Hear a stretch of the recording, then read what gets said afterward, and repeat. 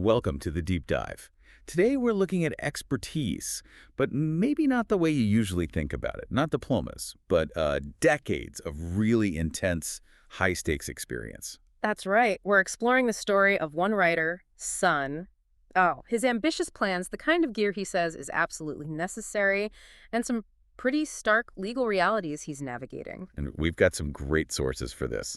Technical specs, a very detailed safety review he did himself, legal comparisons. It's quite a mix. Absolutely. It all paints a picture of someone whose knowledge comes directly from, well, putting rubber on the road under extreme conditions. Okay, let's unpack this. So, who is Son O? Let's start there. His background is pretty impressive. Yeah, long career in law enforcement, Los Angeles County Sheriff's Department. That's a serious background. And even after retiring, he didn't exactly slow down. Security consulting, nonprofit work. Sounds like that disciplined mindset carried through. It definitely seems that way. And that's the foundation for his approach to cycling, especially e-bikes. It comes from his time as a police bicycle patrol officer. Ah, okay, so this isn't just a guy who likes bikes. Not at all. We're talking specific, certified training.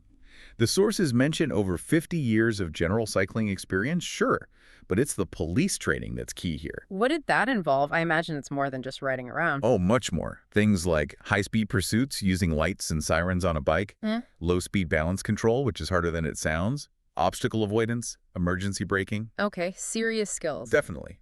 Rough terrain riding, how to prevent collisions, even using a radio one-handed while maintaining control. And this one really stands out. Training to ride upstairs without stopping. Upstairs without stopping. Yep. That's the level of control and confidence required. So when he looks at a bike's safety features, or lack thereof, he's thinking about that kind of situation. Can it handle extreme stress?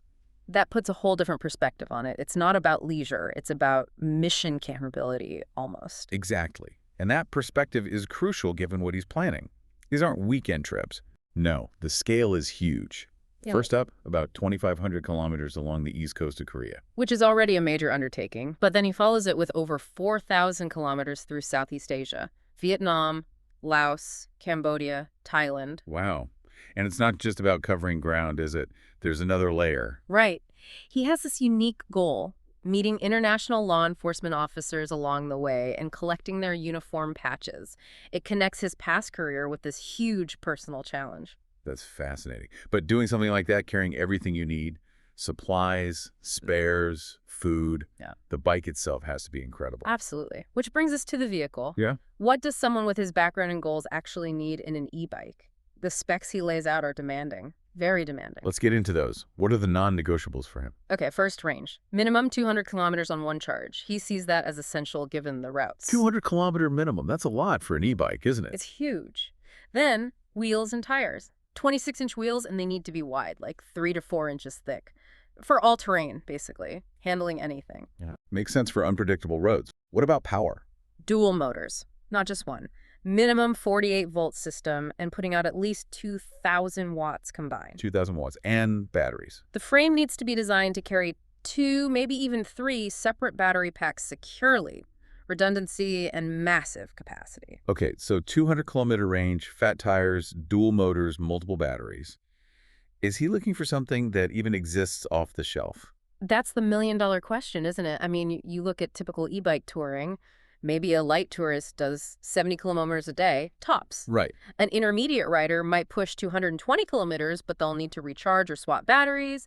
Even really skilled long-distance folks hitting maybe 160 kilometers rely heavily on spares. So his 200-kilometer single-charge minimum requirement. It puts him in a different category altogether. He needs a massive safety margin, industrial-level reliability, you could say, which really sets the stage for his experience testing a standard consumer bike. Oh, yes, the contrast.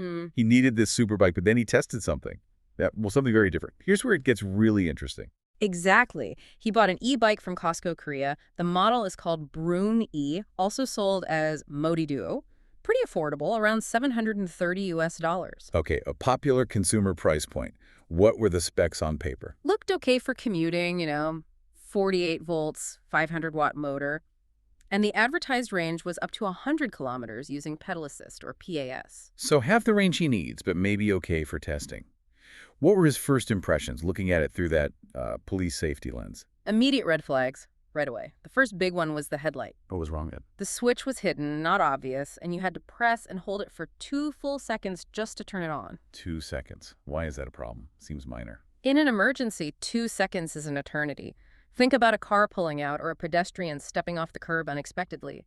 You need light now. Ah, I see. Instant response. Exactly, and worse, it was only a fixed beam. No blinking or flashing mode at all. He stressed that blinking lights are what actually grab attention, especially in cluttered city environments. A steady light just blends in. Okay, so headlight activation and mode were flaw number 1. What else? Flaw 2, the taillight. It only came on when you hit the brakes. Only during braking, not constantly on. Nope, no constant on option, no blinking option. He pointed out that in Korea, drivers deal with tons of red lights already, signals, other cars, signs. A small, fixed red light that only appears briefly when braking. It's basically invisible. Especially on a low bike. Yeah, I can see that. Easy to miss. Makes the rider incredibly vulnerable from behind, particularly at night. But the biggest issue for him, the one he called a fundamental design flaw. Let me guess. The lack of a throttle. You got it. Absolutely no throttle, no twist grip, no thumb lever. The bike only worked with pedal assist, meaning the motor only helps if you're actively pedaling. Why is that so critical? Lots of e-bikes are PAS only, aren't they? They are, but from his safety perspective, it's a massive problem. Think about it. What if you're tired or injured or trying to start on a steep hill, maybe towing gear? You need power on demand without having to pedal first. Okay, that makes sense. But he identified a specific, really dangerous scenario with PAS only in turns, right? Yes, the pedal strike danger. If you're leaning into a curve, especially a tight or banked one, and you need a burst of power to stabilize or accelerate. You have to pedal to get that power. Exactly. And because the bike is low, your inside pedal can easily hit the ground as you pedal through the turn. And that causes an instant loss of balance. You crash, and if there's traffic behind you, it's a catastrophic failure scenario. Throttle control lets you apply power smoothly without risking a pedal strike in a critical moment. Wow. Okay, that's the danger I hadn't really considered. So PAS only is a major safety compromise in his view. A deal breaker, basically. And the actual performance test, it just confirmed his fears. How did it ride? He found the steering felt unstable. He thought it was probably due to a long, kind of cheap-feeling handlebar stem. Uphill, it was really sluggish, topped out at only 19 kilometers per hour. That's great. And the battery, did it get anywhere near the advertised 100 kilometers? Not even remotely close. This was the killer.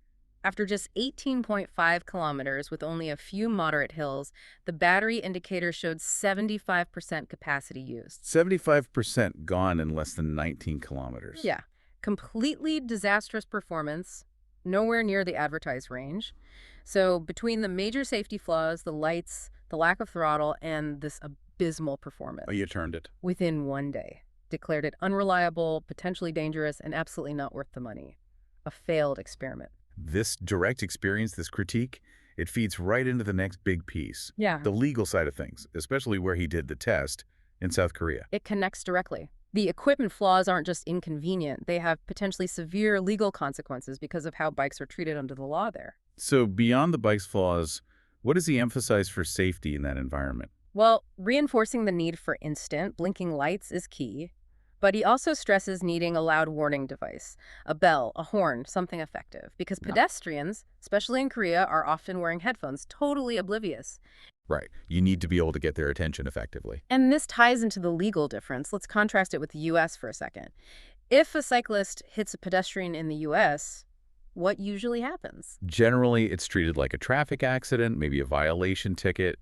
Criminal charges are really rare unless there was, like, intent or maybe DUI involved, mostly civil liability, insurance claims, that sort of thing. Right. Now, compare that to South Korea. It's a completely different ballgame. How so? In Korea, under their Road Traffic Act, bicycles and, by extension, e-bikes are legally classified as vehicles. Same category as cars in many respects. Okay. So what does that mean in an accident? It means if a cyclist hits a pedestrian and causes a serious injury, and the law defines that clearly, things like disfigurement, permanent disability, needing long-term treatment, the cyclist can face criminal charges. Criminal charges for an accident. Yes. It's called negligent injury, onyanga, in Korean. It implies professional or operational negligence leading to injury. And it can result in heavy fines, even prison time. Intent isn't required, Negligence is enough if the injury is serious. That is terrifying. Huh. So riding an e-bike carries potential criminal liability. A very real, very serious potential liability. And think about where most e-bike riding happens in Korea, according to Sunoo. He said 99% of riders use the sidewalks. Exactly. So you have these heavy, relatively fast e-bikes, often lacking the critical safety features we just discussed, like proper lights or a throttle for control being ridden where pedestrians are. It drastically increases the odds of a collision. Exponentially. And if that collision results in a serious injury, the rider isn't just looking at a lawsuit, they're potentially facing criminal prosecution.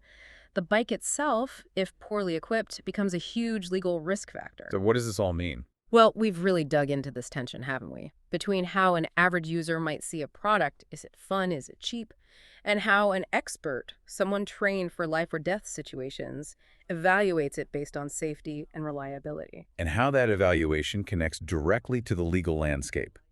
The same bike can be a minor issue in one country and a massive criminal liability in another, purely based on how the law defines it and what safety features are expected or missing. Precisely.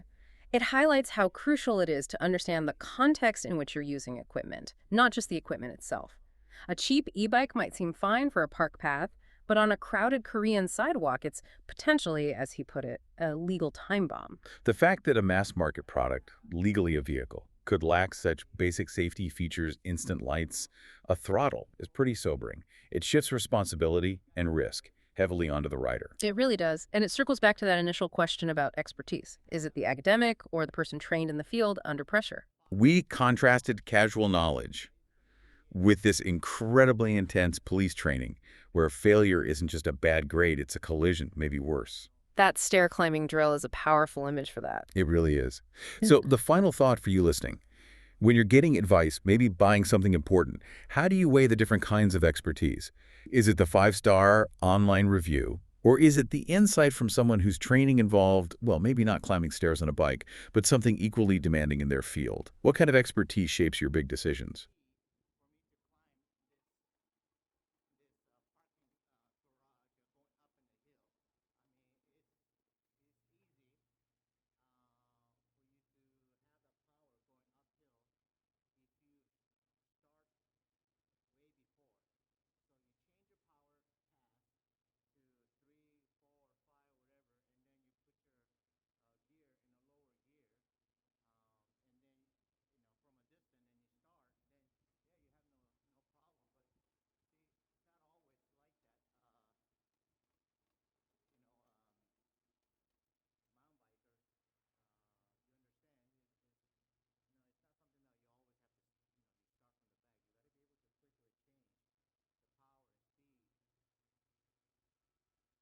So, e-bike, MODOO, MODOO, whatever. Watch out. So, this is perfect example right here. I could be going a little bit too fast, and people could pop out from like this right here by the door. People can pop out from this parking space, and you want to be able to flash your headlight, flash the headlight a couple of times before you come in, coming across like this, where they're just going to pop out, so it needs to have the importance of, control of your your headlight to flash, to warn other people to prevent collision. It's completely avoidable, preventable. And this is part of the safety problem that, let's say like this one here, before you proceed, you want to be able to flash and let the guy know that you're going to come right through it. And this is a kind of safety issue I'm talking about. The headlight should not be working on nighttime only. There's a reason why the headlight for automobile be able to turn it on demand, and not automatically, only during the dark. And let me show you why it's so important to have a headlight. Like right now, I'm going down in the curving here. You should have a constant flashing headlight, so the vehicle coming around the corner like this be much more aware. There's something coming, so they're not just whip the turn in front of you. See, like this. You see, if you should have a flashing headlight to warn the other drivers, and this headlight does not have that control. To have pass 5, you know, in gear 1 right here, and like going hill right here. So if I just kind of pedal right now, you know, it gives that good assistance. But it's kind of lack of control. Right now I can feel the front is getting lifted slightly, and that's not good, you know, and that's because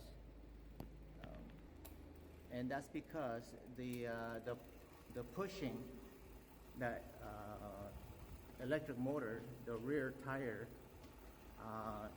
is pushing it with all the power. So now the front is just going to get slightly lift. I can feel it. I feel like a little wobbly in the front wheel when I try to control, and so that's pretty bad. You know, it would help a dual motor going up in the hill, and you don't have the front wheel getting lifted. So my review in this Costco e-bike, I'm putting it 2. Not good at all. I can't put a 1. I mean, it does have a nice acceleration, just pedaling, but as a safety, it's just it's not there. Not there. That's it for me. I'm gonna go up in my room, in my apartment, and maybe have some more mileage put on before I return it. I'm gonna go ahead and order the e-bike that I have previously been researching a lot, and I was going to buy it last night, and something wasn't getting through my my credit card, and so it didn't go through. I didn't get to order it. Now I gotta do what I gotta do, get this credit card working again, and order the e-bike coming from China.